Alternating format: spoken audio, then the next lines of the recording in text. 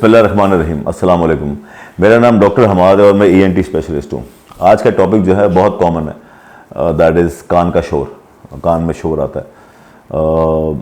तो हम जो आज थोड़ा सा, मैं टॉपिक ज़्यादा लंबी वीडियो नहीं है ताकि आप लोग बोर ना हो जाएं, छोटा सा मैं कवर करूँगा कि कान के शोर की बहुत सी टाइप्स होती हैं। किसी को ट्रेन का शोर आता है, किसी को झींगर का शोर आता है, कोई ऐसे टिक टिक कर रहा होता है, किसी में डब डब की आवाज़ आती है। इन सब की वजूहात हैं, ठीक है। आप उसको इग्नोर नहीं करेगा। अल्लाह ताला ने कान में एक ऐसा सिस्टम लगाया हुआ है जो मैंने अपनी प्रैक्टिस से सीखा है कि नंबर वन, अगर एक यंग आज लड़का मेरे पास आता है, लाइक यंग से मुराद 30-35 का, और वो कहता है सर मेरे कान में चलते हुए मुझे लगता है कि डब डब हो रहा है, तो मैल नहीं है। मैल हम नेक्स्ट स्टेप देखते हैं, पर्दे का खिंचाव। अगर पर्दे का खिंचाव है, फिर मैं उसका नाक देखता हूँ कि नाक की हड्डी तो नहीं टेढ़ी, जिस पर हम बाद में बात करेंगे, वो एक कॉज है। जो बाकी जो बेसिक है ना, वो है हार्ट।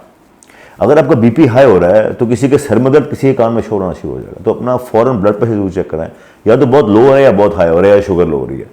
तो एक कान का शोर ये है। दूसरी बात, कान के शोर के बारे में कहते हैं कि आपको फौरन डॉक्टर को चेक कराना है, बिकॉज अगर ये 6 से 8 हफ्ते ऊपर निकल जाएगा तो ठीक भी बहुत लेट होगा। नॉर्मली ये 6 हफ्ते में चला जाता है, एक यंग मेल की बात कर रहा हूँ। लेकिन नेचुरली मेरे पास लोग बहुत देर में आते हैं, और मैंने देखा है, जो मैं आज एक पैगाम दूंगा कि हमारे जो डॉक्टर्स हैं, जो डॉक्टर हजरात हैं, जो नॉन ईएनटी हैं, वो एक बड़ी मशहूर दवाई देते हैं इसके लिए, विच इज़ हम भी वही देते हैं। लेकिन अपना हर चीज़ में लोग रिसर्च कर रहे हैं, हम लोग रिसर्च कर रहे हैं कि पैराडोल कितनी खानी है आपने एंटीबायोटिक कितनी खानी है, एंटी एलर्जी कितनी खानी है। मैंने देखा है मेरे पास 8-8 हफ्ते लोग एंटी एलर्जी खाते रहते हैं। दैट इज़ रॉन्ग ना। ये इसका कोर्स है। इसी तरह उस शोर की दवाई का कोर्स है। आप खा के छोड़ नहीं सकते, आपको उसको टेपर करना है, आपको उसको एक मिकदार में ला के छोड़ना है, तो जाके वो उसको ठीक करेगा। ऑटोकोनियाज होते हैं हमारे कान में, एक सेल्स होते हैं जिसको वो खुराक जाएगी तो वो ठीक करेगा। अब अगर उसको, मैं मिसाल है 2 रोटी खानी और आप 1 रोटी खिला के छोड़ देंगे तो इवेंचुअली वो फिर जाग जाएगा। तो उसका एक टेस्ट होता है या उसकी एक मिकदार होती है, उसके ऊपर जाएंगे तो टेस्ट कराएंगे हम। तो कान के शोर को ना आपने ईजी नहीं लेना। एंटी साइकोटिक्स मेडिसिन, एंजाइटी के मरीज, साइकेट्री के मरीज, ये बेसिक कान का शोर आता है। जो लोग लॉन्ग टर्म दवाइयों पे, यानी इम्यूनो कॉम्प्रोमाइज दवाइयाँ, यानी कीमोथेरेपी, रेडियोथेरेपी, लो हीमोग्लोबिन यानी एनीमिया, उसके अलावा अगर कोई हाइपरटेंसिव दवाई खाता है, उसमें से कुछ कान के शोर लेके आती है।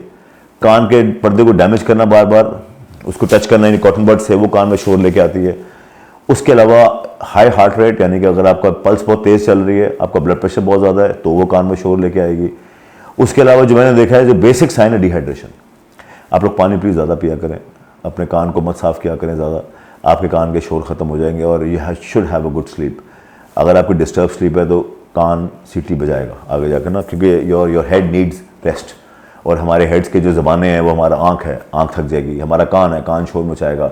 हमारे ये back of the neck muscles हैं, ये स्टिफ हो जाएंगे। ये हमारे कान, ये हमारे सर की एक सिम्टम है, ज़बान है कि यार मुझे रेस्ट की ज़रूरत है। तो ये बेसिक चीज़ मैंने कवर की है, इसको आप देखें, इस पर काम करें। और मैं जब से मैंने करना शुरू किया तो मुझे तो बहुत सुकून मिलता है इस चीज़ से। मैं शावर लेके सोता हूँ रात को ना। दिन में तो हम लेते हैं, लेकिन रात को मैं सोने से 1 घंटा पहले शावर ले लेता हूँ। बहुत साउंड और अच्छी स्लीप आती है। और रात को जो है मैं खा के नहीं सोता, प्लीज़। मैं मतलब 3 घंटे पहले मैं खाना खा लेता हूँ, then I go to sleep. ये बहुत सी वजूहत है, रेशा बनाती है और कान में शोर करती है। तो कुछ बेसिक लाइफस्टाइल ठीक करें तो आपकी चीज़ ठीक हो जाएंगी। लेकिन कान के शोर को डॉक्टर को जरूर चेक कराएं, और please go to a specialist for this abnormal disease है ये, कान में शोर आना। हर किसी को समझ नहीं आएगा। तो आज का टॉपिक ये हम छोटा कवर कर रहे हैं, कान में शोर की बेसिक चीज़ें समझाई हैं। इस पर हम डिटेल एक वीडियोज़ का एक पूरा चैनल बनाएंगे ताकि ये टॉपिक पूरा कवर और आप लोगों को समझ आए और आप उस मुताबिक अपने डॉक्टर के पास जाएँ। Thank you.